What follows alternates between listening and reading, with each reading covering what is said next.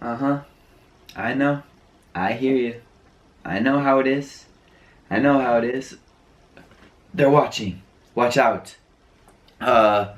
Hey guys. Sorry I didn't see you there, but since you're there now, I guess I can tell you some stuff about English. And whoa, what's that? It looks like I wrote down 7 rules that you should follow when you're speaking English. And while we're at it, let's call this the start of English Week. On my channel this week, I'm only gonna be speaking English. Why?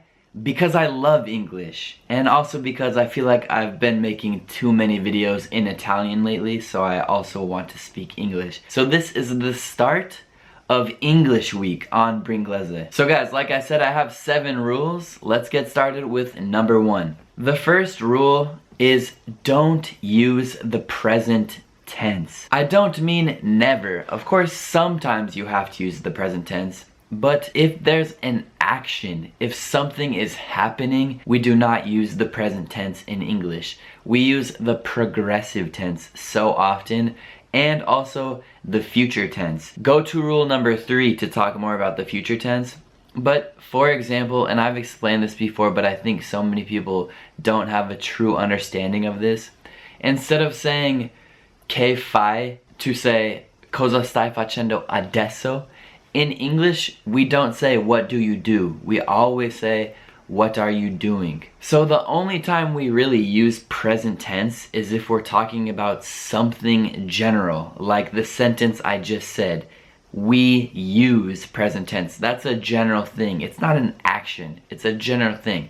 So anytime we're talking about an action, something that happened, something that's happening, we use a different verb tense, not the present tense. Let's go to rule number 2. Rule number 2 is always put the subject before the verb. The only exception for this is when inversion happens in English, and my last video was on inversion, so you can check that out when you actually put the verb before the subject. But other than when inversion happens, always put the subject before the verb.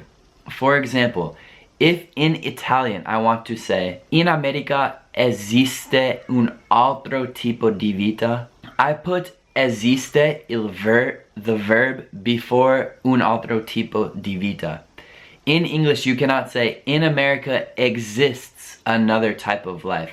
You have to say in America another type of life exists. You cannot put the verb before the subject. Always remember that, because for Italians it's natural to put a verb before a subject, because in Italian you have this flexibility so you can do it. In English we do not have that flexibility. Rule number 3 is that if you are about to do something, se stai per fare qualcosa, even if it's in the next second, in the next millisecond of time, if it's in the future, we use the future tense. We do not use the present tense. We will use the future tense. So, for example, if I go to a pizzeria and I see some pizza I want, I would say, I'll take this one because I'm about to take it. Lo sto per prendere. So we use the future tense. Or if I say, ti dico adesso una cosa, I still haven't said the thing. I'm about to say it. So we would say, I'll tell you something. Future. I will tell you something.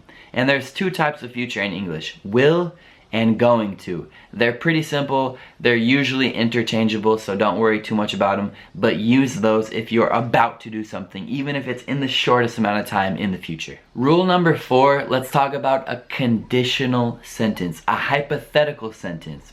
In Italian, il congiuntivo di possibilità. A possible situation, but a theoretical, a hypothetical situation. To make this kind of sentence in English, it's actually pretty easy because you only need 2 elements.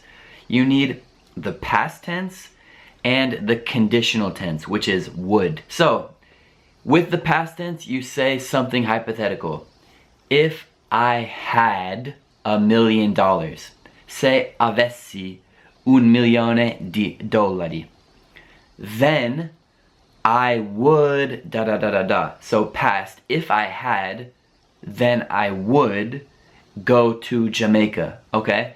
So past tense plus a would conditional tense. And you can also change these. For example, I would go to Jamaica if I had $1 million, okay?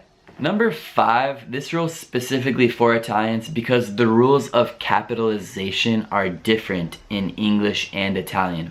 In English, we capitalize a lot of words. Obviously, the start of a sentence needs to be capitalized, and then proper nouns need to be capitalized. Proper nouns include names, places, languages, months, days of the weeks, but not seasons. So be careful. If you're saying something like Italian as a language, that's always capitalized. Italian as a person, that's always capitalized. Always be careful of capitalizing letters in English. Rule number 6 is learn the difference between countable nouns and uncountable nouns. Countable nouns have the potential to have a singular or plural aspect to them. For example, apple, apples, child, children, thing, things. Before countable nouns, you can put an indefinite article such as a. For example, a kid, a child, a thing, a bear, a person. Uncountable nouns do not have a plural or singular aspect to them, and you cannot put an indefinite article before them. For example, information, advice, hair, furniture, water, salt. These are things that you cannot count. I know in Italian, information is a countable noun. You can ask for one information, but in English, you cannot ask for an information. So as a substitute for the indefinite article, we usually use either some or a piece of.